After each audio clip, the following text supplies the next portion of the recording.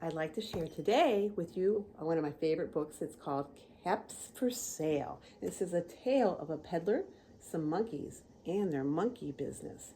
And it's told and illustrated by, I hope I'm saying this correctly, Esfar Sobladkina.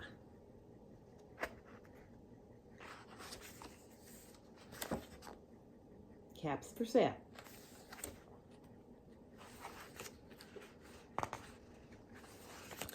Once there was a peddler who sold caps, but he was not like an ordinary peddler carrying his wares on his back. He carried them on top of his head. First he had on his own checkered cap, then a bunch of gray caps, then a bunch of brown caps, then a bunch of blue caps, and on the very top, a bunch of red caps. He walked up and down the streets, holding himself very straight so as not to upset his caps. As he went along, he called, "Caps, caps for sale, 50 cents a cap." One morning, he couldn't sell any caps.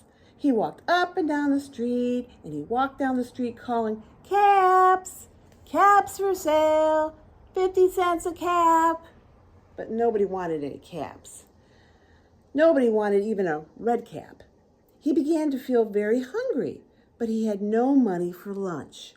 "I think I'll go for a walk in the country," said he, and he walked out of town slowly, slowly, so as not to upset his caps. He walked for a long time until he came to a great big tree. "That's a nice place for a rest," thought he.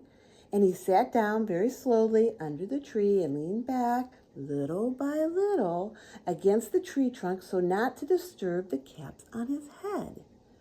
Then he put up his hand to feel if they were straight.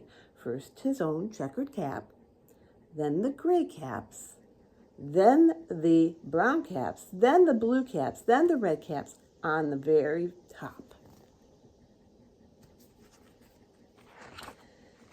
They were all there, so he went to sleep, and he slept for a long time. When he woke up, he was refreshed and rested.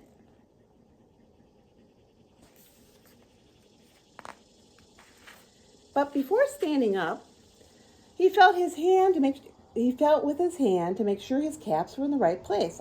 All he felt was his own checkered cap. He looked to the right of him. No caps. He looked to the left of him. No caps. He looked in back of him. No caps. He looked behind the tree. No caps.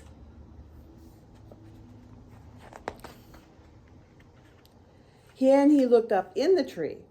And what do you think he saw? On every branch sat a monkey.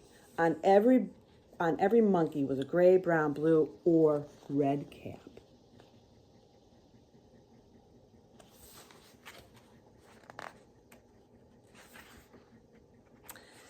The peddler looked at the monkeys. The monkeys looked at the peddler. He didn't know what to do. Finally, he spoke to them. "You monkeys, you," he said, shaking a finger at them. "You give me back my caps."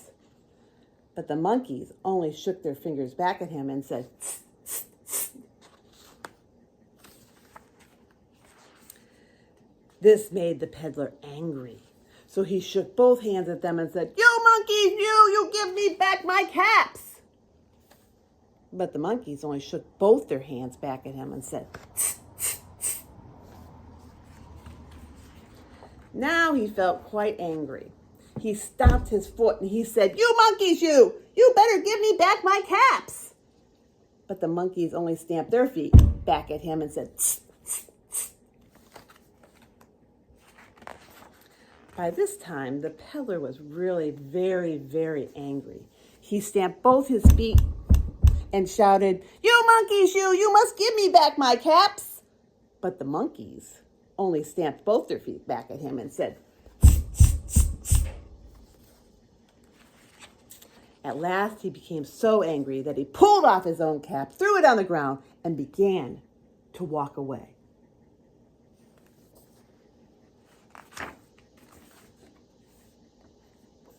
But then, each monkey pulled off their hat.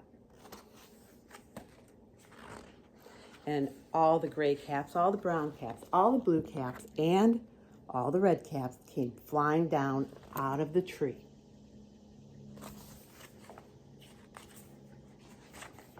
So the peddler picked up his caps and put them back on his head. First his own checkered cap, then the gray caps, then the brown caps, then the blue caps, then the red caps on the very top.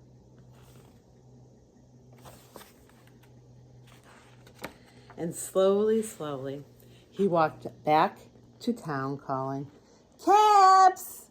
Caps for sale! 50 cents a cap." The end.